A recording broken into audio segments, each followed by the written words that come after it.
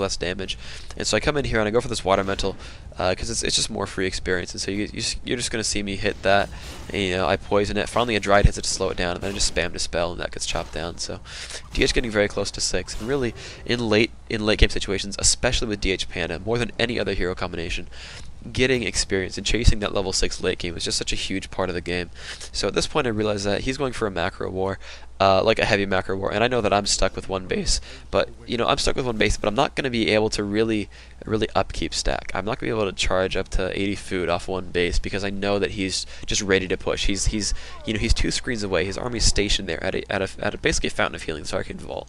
He's just sitting there ready to push, and I'm not sure quite what he's waiting for. If I look at him, I guess he's just waiting for his HP and mana.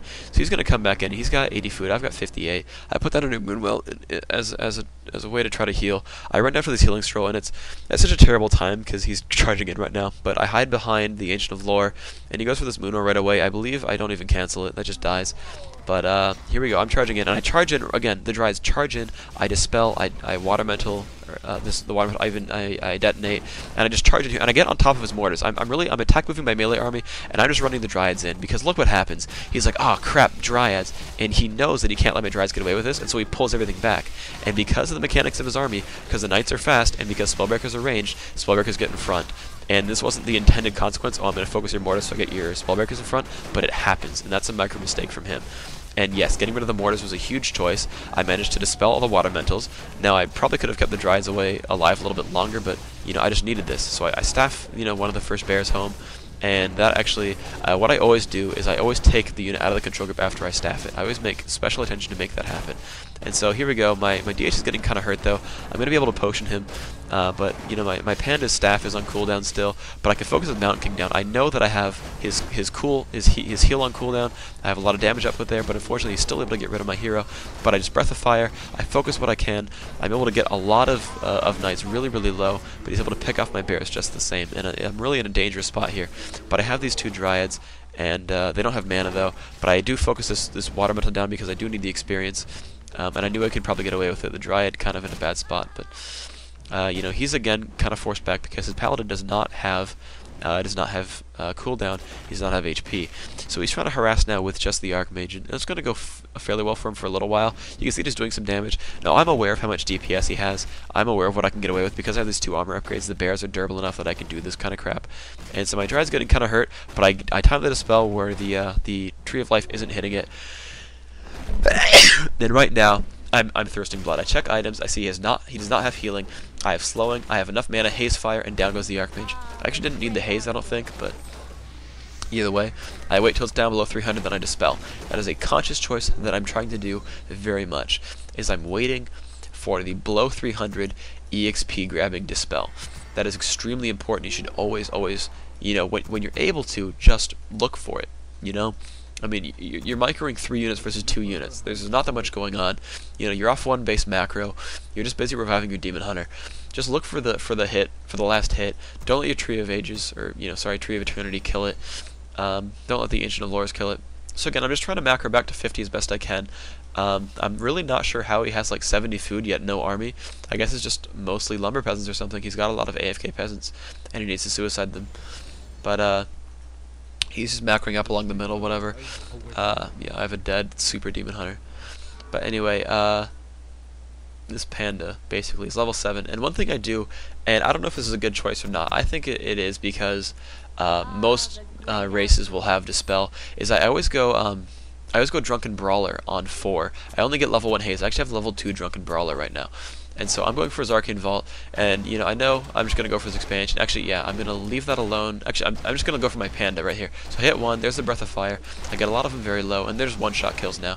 He doesn't even like return much gold anymore, so I'm just, you know, hitting him up with the Panda, getting some easy kills. So there's all the peasants' deaths, and he goes for my altar, and I'm just kind of smiling to myself at this point because I realize that he doesn't have any way of getting rid of my Demon Hunter. So I have 6 and 7. I have really good heroes, And I know he's in my base, he's charging down, but I cannot let him get away with having a gold mine. He can easily replace it, and honestly, throughout this game, I wasn't really mentioning it, but I kept revealing his northern expansion, or sorry, his natural expansion. I kept expecting him to expand, and any time, really a lot of times in this game, he had 80 food, and was just camping, and it really would have been very convenient for him to just expand there, and that's really the reason why he lost. He never expanded that 12 o'clock spot, and it really was a bad mistake for him. But I macro back at the 50, and I lose all my wells, so I just take a guy off of gold, and I just make a new moon well, and I'm just going to try to reproduce here.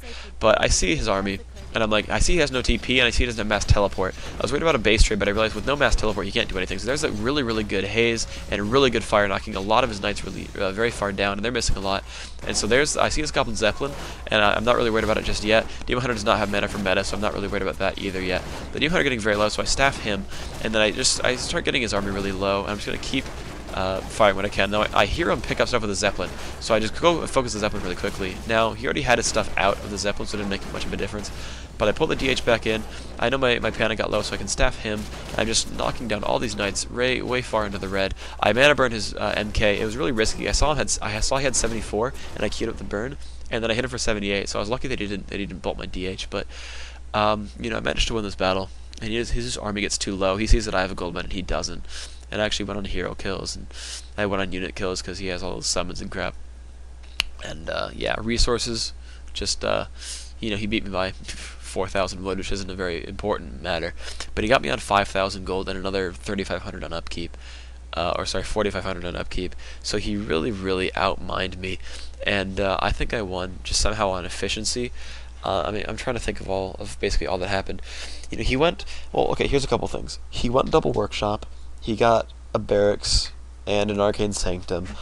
He got a lumber mill as well as a blacksmith. He made enough farms to get up to 80 food.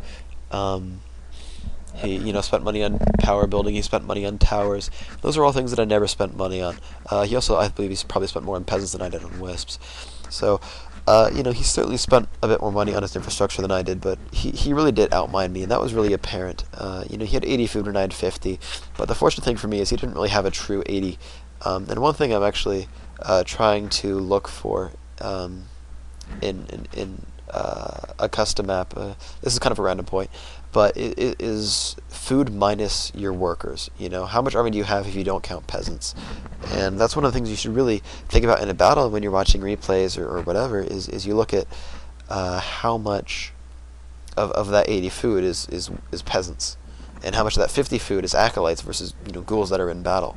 And then you can start to realize the armies are actually pretty similar size, even if the food counts are different. And that's just sort of a replay watching kind of thing. It's a random point. But his army, like, that army never looked 80 food. I was actually surprised when I pressed F11 and saw a big 80 up in the corner, because that army was not an 80 food army. But yeah, I mean, the tools to my success, I guess, were hero strength for the most part. I had the first level 5 hero. I had the only level 6 heroes in the game.